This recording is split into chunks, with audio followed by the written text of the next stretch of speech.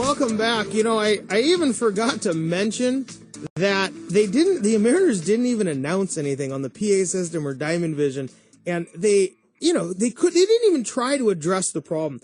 And I think that's another big issue that a good professional should help. I mean, they need to be forthcoming and transparent because issues do arise, and sometimes the more people that know about it, hey, maybe there's solutions. Like, they could have given away free beer and food. That would have been a great solution. I heard it happen. Unfortunately, it didn't happen to me.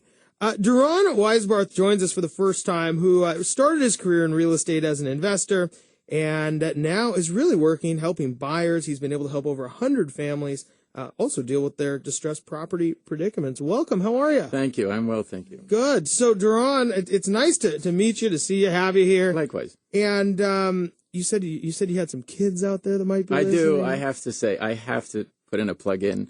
Hello, Ori. Hello, Sophia. Hello, my sweet Juju. There you go. Done. Well, hello, guys. I hope you guys are listening in because it will be a good show as we talk all about real estate today. Doron, talk a little bit about, buying real estate right now. It is a little different than it has been, huh? It's been amazing. The market has changed so dramatically in just a short period of time. We went from a very strong buyer's market to a very strong seller's market in practically no time. And it's not so much that there are necessarily more buyers out there. It's just that the inventory is dwindling down to practically nothing. And worse than that, the houses that are actually even of any value. So, people have nice houses. A lot of them are not trying to sell. So a lot of the inventory is not even that interesting. It's kind of crappy. And so when a good thing comes out, people are jumping all over it. It's been absolutely crazy. When you say not interesting, yes, what does that mean? I'm trying to be diplomatic here. Okay.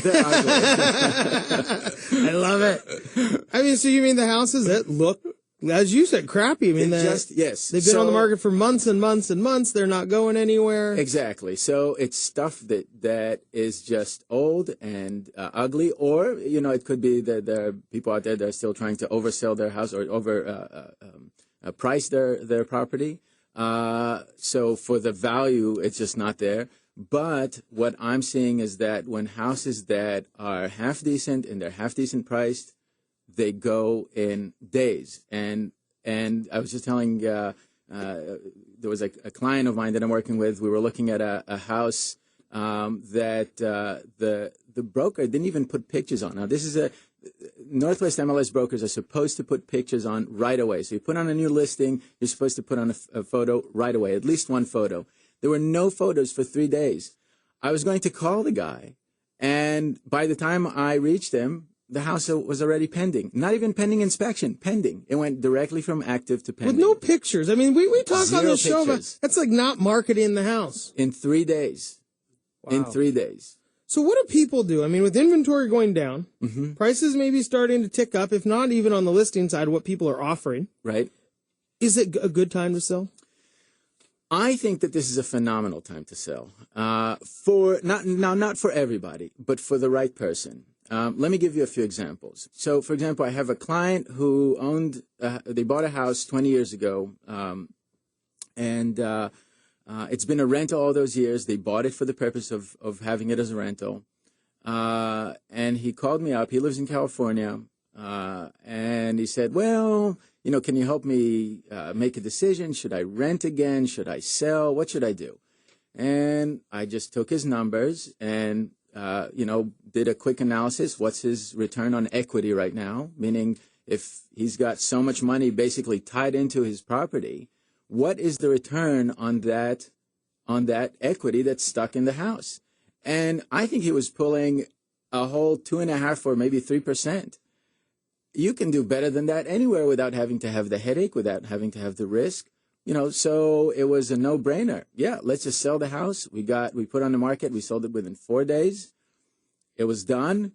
And, he's happy. He's got his cash, and he can do something more creative with it. In his case, he decides to do a 1031. But, whatever it is, you can definitely do better than that. So I think that there are a lot of people out there who have equity stuck in their properties. those who still have equity in their properties. Right, and when you look at that rate of return on the equity. Absolutely. The return on equity is absolutely abysmal. Maybe explain just a little bit about more return on equity and what that means. Sure. So when I look at a property, I say, okay, well, how much rent can you collect every month? And I multiply that times 12. To get the annual rent, thank you. I subtract from that a certain rate of vacancy. So, let's say 10%. 10% wouldn't even obviously qualify as a single month. But let's say that there's, you have less than a month of vacancy. From that, I subtract any expenses you might have. I'm not talking about mortgage for a second. No, actually, let's include inventory. So mortgage, taxes, insurance, any repairs you have to do, any maintenance you have to do, any of that. Subtract all of that. What's left in your pocket, the cash flow, take that, subtract by the equity, divide by the equity, that will give you your return on equity. And if that return on equity is low, then you are wasting your money. It's time to sell. And if you're happy with that return, well, then God bless you. That's great. Perfect. So you think it's a good time to sell. What it sounds like is people who maybe have been rental, are renting these homes out, and have maybe stumbled through this time over the last 3 or 4 years, a little disappointed. Correct. And right now there might be a good time to strike. Now is a great time because here's the other thing, and this is something that applies to all of those people who are looking to sell, whether you're a investor, landlord, whatever, or just you own your own home and it's time for you to sell. The problem up till fairly recently, again, we have this rapidly changing market. So up until fairly recently, you would put the house on the market, and even if it was a good deal, it would sit. And it would take a while for the market to produce a good buyer. And not just an able buyer, not just a ready buyer, but also an able buyer.